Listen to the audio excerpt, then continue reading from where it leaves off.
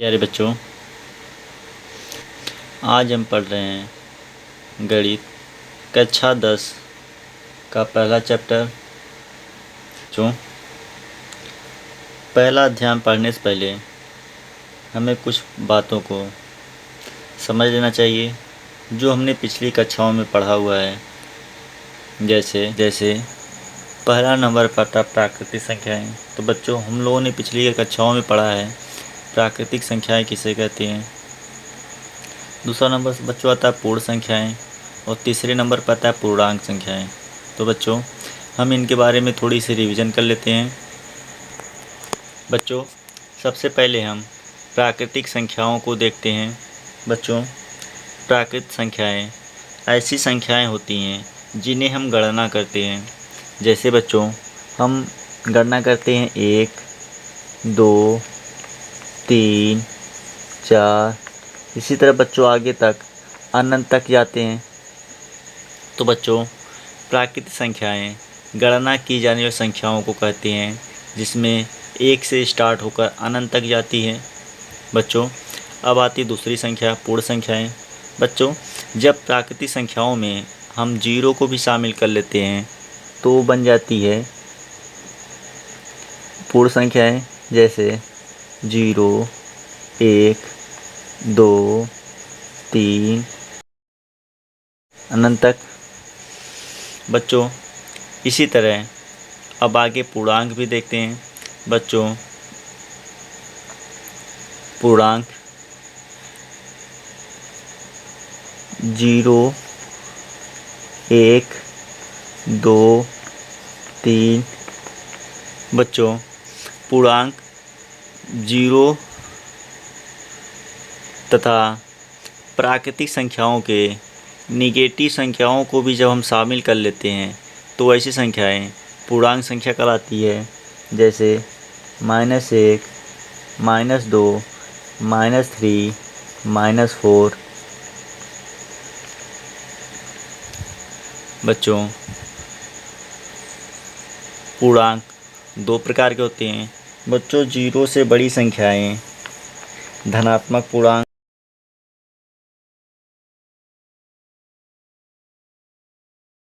बच्चों, 0 से बड़ी संख्याएं धनात्मक पूर्णांक कहलाती हैं तथा 0 से छोटी संख्याएं ऋणात्मक पूर्णांक कहलाती हैं। बच्चों, 0 यह न तो धन पूर्णांक होता है और न ही ऋण पूर्णांक। बच्चों, अब हम परिमेय संख्याओं के बारे में पढ़ते हैं। जो परिमेय संख्याएं ऐसी संख्याएं होती हैं जिन्हें हम P/Q के रूप में लिख सकते हैं जहाँ Q ≠ 0 हो। मतलब बच्चों, ऐसी संख्या जिन्हें हम P/Q के रूप में लिख दें लेकिन जो Q हो वह 0 के बराबर न हो। जैसे बच्चों 3/4, 5/6, 2/1, 0, -3/5। बच्चों, ये सभी संख्याएं परिमेय संख्याएं होती हैं। मतलब बच्चों, जितने भी पूर्णांक होते हैं सारे पूर्णांक परिमेय संख्याएं होती हैं क्योंकि हम सारे पूर्णांक के बट्टे 1 कर सकते हैं। से 0 है, यह एक क्या है, पूर्णांक है। 0 के बट्टे हम 1 कर सकते हैं, इसलिए यह क्या है, परिमेय संख्या है। इसी तरह -3/1 कर सकते हैं, यह भी एक क्या है, परिमेय संख्या है। अब हम पढ़ते हैं अपरिमेय संख्याएं। बच्चों, ऐसी संख्याएं जिन्हें हम P/Q के रूप में नहीं लिख सकते अपरिमेय संख्याएं कहलाती हैं।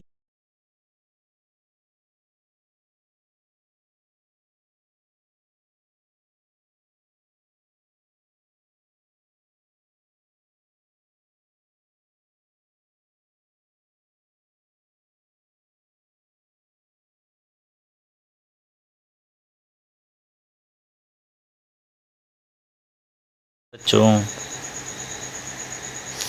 √2, √3, √5। अब हम पढ़ते हैं वास्तविक संख्याएं। तो बच्चों, परिमेय संख्याओं तथा अपरिमेय संख्याओं के समूह को वास्तविक संख्याएं कहते हैं।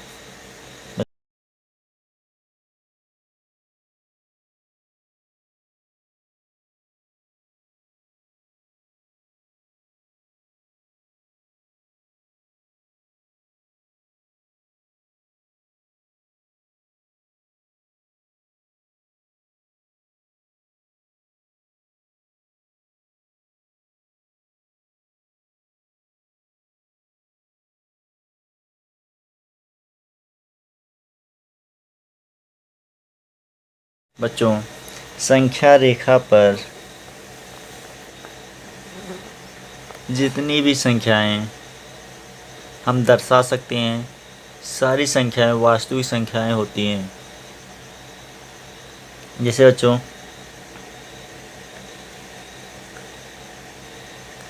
1/2, -3/5,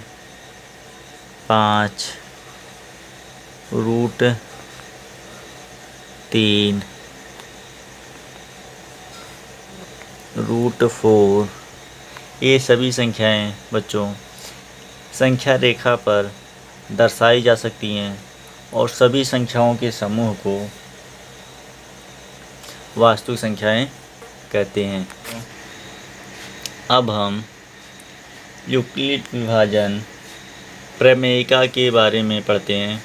बच्चों, तो यूक्लिड विभाजन प्रमेयिका को समझने से पहले हम प्रमेयिका क्या होता है उसे समझ लेते हैं। तो बच्चों, प्रमेयिका एक सिद्ध किया हुआ कथन होता है जिसका प्रयोग अन्य कथनों को सिद्ध करने में किया जाता है। दो पूर्णांक A और B हैं। A ऐसे पूर्णांक है जिन्हें अगर हम A में B से भाग दें तो हमें भागफल Q तथा शेषफल R प्राप्त होता है। तो बच्चों, हम A को इस तरह से लिख सकते हैं, A बराबर B × Q प्लस R। तो बच्चों, A बराबर BQ प्लस R को ही यूक्लिड विभाजन प्रमेयिका कहते हैं। बच्चों, B को हम भाजक कहते हैं, R शेषफल, Q है, Q को भागफल कहते हैं,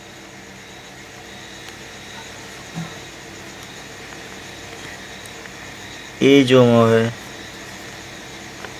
इसे भाज्य कहते हैं। तो बच्चों, भाज्य बराबर होता है भाजक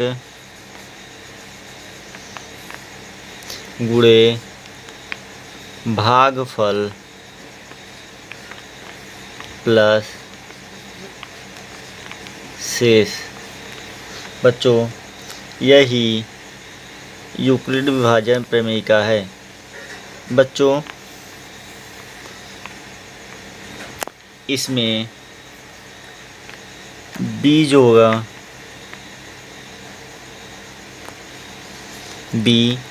B मीन्स भाजक जो होगा वह हमें बच्चों यूक्लिड विभाजन प्रमेयिका में भाजक हमेशा शेष से बड़ा होता है, जबकि शेष हमेशा जीरो के बराबर या जीरो से बड़ा होता है। मतलब बच्चों भाजक b is greater than r is greater than r equal to 0। बच्चों इसका मतलब हुआ भाजक r से शेष से बड़ा जबकि शेष 0 के बराबर या 0 से बड़ा होता है। बच्चों पहला उदाहरण करने से पहले हमें एल्गोरिथम के बारे में जानना चाहिए। एल्गोरिथम सुपरिभाषित चरणों की एक श्रृंखला होती है जो एक विशेष प्रकार की समस्या को हल करने की एक प्रक्रिया या विधि प्रदान करती है। बच्चों अब हम कक्षा 10 के प्रश्नावली 1.1 से संबंधित कुछ उदाहरण को हल करेंगे। इसमें उदाहरण नंबर पहला दिया गया है 4052 और 12576 का HCF यूक्लिड विभाजन एल्गोरिथम का प्रयोग करके ज्ञात कीजिए। तो बच्चों इसमें सबसे पहले हमें दो पूर्णांक दिए गए हैं और दोनों पूर्णांकों को हम लिखते हैं। पहला पूर्णांक है 4052 जबकि दूसरा पूर्णांक दिया गया है 12576। तो बच्चों हम क्या करते हैं, इसमें सबसे पहले देखते हैं बड़ी संख्या कौन सी को बड़ा पूर्णांक कौन सा है। तो बच्चों 12576 बड़ा है तो हम क्या कर लेंगे, इसको इस तरह दर्शाएंगे। बच्चों अब हमें इसमें इस संख्या से क्या करना, भाग देना है। हम इसे a मान लेते हैं और इसे b मान लेते हैं। ठीक बच्चों, हमें यह संख्या छोटी है और ये संख्या क्या है, बड़ी है। तो हमें बड़ी संख्या में छोटी संख्या से भाग देना है और भाग की जो प्रक्रियाएं होंगी, जो चरण होंगे, उसको हम क्या करें, एक तरफ लिखते जाएंगे। तो बच्चों हम लेते हैं 12576 में भाग देते हैं हम इतना 4052। तो बच्चों भाग देंगे तो सबसे पहले क्या करेंगे, इसको ले जाएंगे, कितना 3 बार जाएगा। ठीक बच्चों, अब 3 से इसमें गुणा करें, 3 दूना 6, 3 पचे 15 के 5, हाथ में लगा 1, 3 जीरो यहाँ 0 1 हो जाएगा, हाथ से जोड़ लेंगे। 3 चौके 12। तो बच्चों कितना बचा, 6 में 6 घटाएंगे 0, 7 में 5 जाएगा 2, 5 में से 1 जाएगा 4, 2 में से 2 0 कट कुट कर लेंगे, 1 का 1 कट कुट बचा कितना 420। दोस्तों तो हम इसको क्या, इस चरण को लिख सकते हैं हम इस तरह से 12576 को हम क्या लिखते हैं, इस तरह से लिखेंगे 4052 गुणे 3 है, 3 प्लस शेष कितना बता 420। तो बच्चों क्या हो गया, यह पहला हमें मिला। अब क्या करते हैं, फिर इसको हम क्या मान लेते हैं, भागे 4052। ठीक है, जब इससे भाग देंगे तो हमें कितना मिलेगा, 9 बार जाएगा बच्चों। तो 9 जीरो यहाँ 0, 9 दूनी 18 के 8, हाथ लगा 1, 9 चौक 36, 36 1 37। तो बच्चों कितना बचा में, 2 घटेगा, 15 में से 8 जाएगा 7। और बच्चों यहाँ बचा कितना 9, 9 में 7 घटाएंगे 2, यहाँ पे 3, 3 में से 3 गए 0। बच्चों में क्या मिल गया 272, नया भाजक 272 मिला और नया भाज्य क्या मिल गया 420। तो बच्चों में इसको लिख लेंगे 4052 बराबर 420 गुणे 9 प्लस 272। तो बच्चों अब हमें क्या नया मिल गया 420। अब हम इसे भाग देंगे तो बच्चों कितनी बार जाएगा, 1 बार 272। बच्चों यहाँ होगा 10 होगा, 10 में से 2 घटाएंगे 8। बच्चों यहाँ कितना बचा 1, उधार लेंगे 11 हो जाए, 11 में 7 जाए 4, यहाँ बचा कितना 3, 2 घटाएंगे 1, 148 आ गया। 148 क्या नया भाजक मिल गया, जबकि नया भाज्य क्या हो जाएगा 272 हो जाएगा। अब बच्चों इसको भाग देंगे, 141 में भाग देंगे, एक बार जाएगा, समझेंगे 148, घटाएंगे बच्चों तो 12 में 60 घटाएंगे 4 बचेगा। यहाँ बच्चों कितना 6 बचा, 6 में से 4 2 बचा, कैंसिल हो गया बच्चों। यहाँ पे 148। अब बच्चों अब हम क्या कर लेंगे, यहाँ हमें कितना मिल गया था, अब यहाँ 420 को हम लिखेंगे, 20 बराबर 272 गुणे 1 प्लस 148। तो बच्चों में 148 को लिख सकते हैं, 272 में भागे था 272 बराबर 148 गुणे 1 प्लस 24। बच्चों जब 24 तो हमें ये क्या बन जाएगा, भाजक बन जाएगा, जबकि भाज्य हमारा क्या बन जाएगा 148 बन जाएगा। बच्चों 148 में हम 24 से भाग देंगे, तो 24 से जब भाग देंगे तो 6 बार जाएगा, 6 चौके 24 के 4, 6 दूनी 12 दू 14। बच्चों कितना बचा हमारा 4, यहाँ पे घटाएंगे तो 0 या 0 कट कुट हो गया। बच्चों हमारा 4 क्या हो गया, नया शेष भागफल भाजक हो गया। 24 जबकि हमारा क्या हो गया है, भाज्य हो गया। तो बच्चों हम क्या 148 को क्या लिखेंगे, 24 गुणे 6 प्लस 4। तो बच्चों हमारा क्या नया भाजक 24, तो हम 24 को लिखेंगे, 24 बराबर बच्चों 4 छंग 24, तो कट कुट हो गया। बच्चों हमारा शेषफल क्या हो गया 0 हो गया। तो हम लिख सकते हैं बच्चों 4 गुणे 6 प्लस 0। तो बच्चों जो लास्ट भाजक होता है, जिसके भाग देने पे भाग शेषफल 0 हो जाए, वही हमारे पूर्णांकों का HCF होता है। इसलिए चूँकि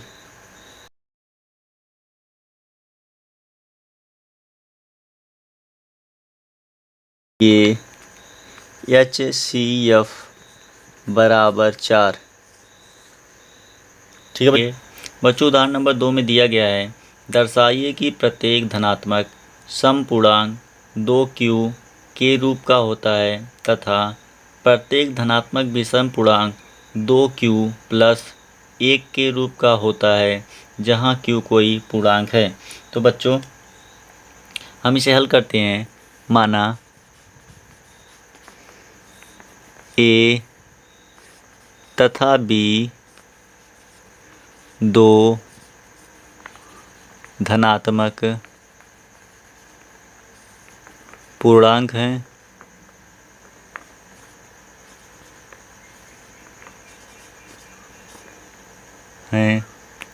तथा b बराबर 2 है। तो बच्चों अब अगर हम a में b से भाग दें, है बच्चों, अगर हम a में b से भाग दें तो हमें क्या मिलेगा, अगर हम a बराबर तक लिखें, a में b से भाग देंगे तो हमें मिलेगा q और कोई शेषफल मिलेगा r, है ना बच्चों।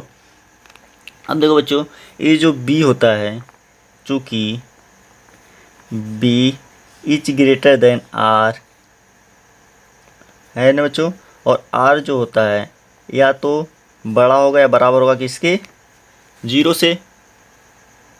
बच्चों जब हमारा b जो है 2 है तो r का संभावित मान, r का संभावित मान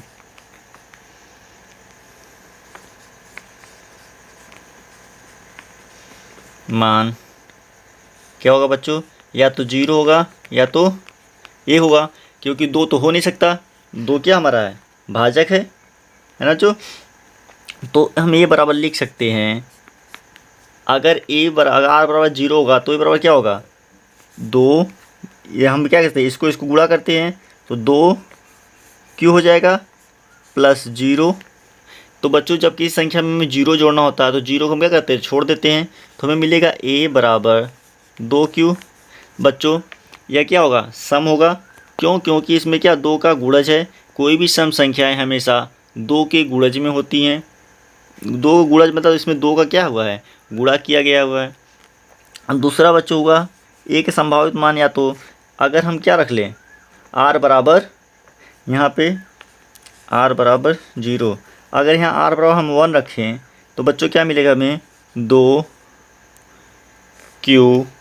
+ 1 है ना बच्चों। जब 2q क्या हुआ हमारा सम है, अगर सम में 1 हम जोड़ दे तो हमें क्या मिलता है, विषम मिलता है। जब हम r बराबर क्या रखे हैं 1 रखे हैं तो बच्चों कोई भी धनात्मक सम पूर्णांक 2q के रूप का होता है, जबकि कोई भी विषम धनात्मक पूर्णांक 2q + 1 के रूप का होता है।